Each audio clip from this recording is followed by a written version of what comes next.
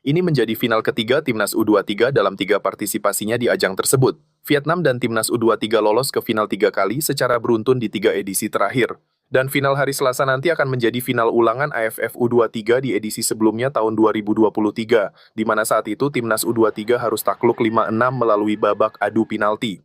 Vietnam sendiri berpeluang mencetak back-to-back juara di ajang kali ini setelah edisi sebelumnya mereka meraih juara. Mampukah Timnas Indonesia mencuri kemenangan pada final kali ini?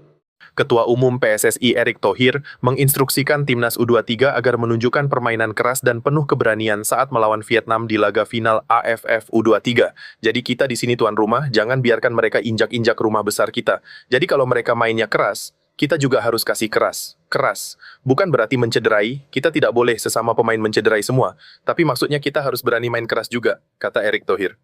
Meski menang atas Thailand, Gerald Van den Berg mengaku tidak sepenuhnya puas dengan performa anak asuhnya.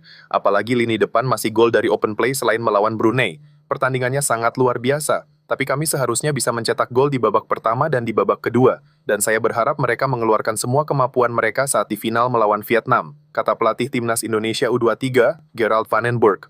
Manajer Timnas Indonesia U23 Ahmed Zaki menjelaskan bahwa tim medis akan memastikan kondisi Jens secara keseluruhan. Kondisi Jens Raven masih harus kami periksa dulu karena punya waktu beberapa hari untuk mempersiapkan final, ucap Ahmed Zaki usai pertandingan Indonesia versus Thailand. Semoga tidak terjadi cedera serius dan bisa tampil di final lawan Vietnam, amin.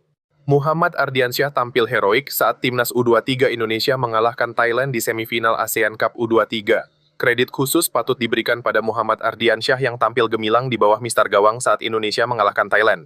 Kiper PSM Makassar itu melakukan beberapa penyelamatan krusial, terutama double save di babak extra time.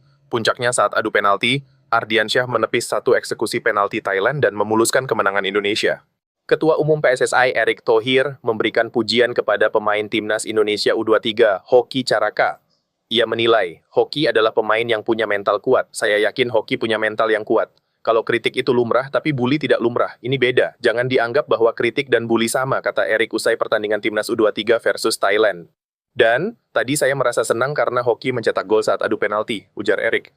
Maylin Dewi Catarina Spaini, pemain muda usia 16 tahun, resmi dapat panggilan pertama buat bela Timnas Putri Indonesia U20 di kualifikasi AFC U20 Women's Asian Cup nanti. Maylin ini darah campuran Indonesia-Swiss, ibunya orang Indonesia Manado Bali, dan sekarang main di FC Zurich Frauen U18 di Swiss. Skillnya keren banget dan cantik dan masih muda, bener-bener one to watch. Bagaimana menurut kalian?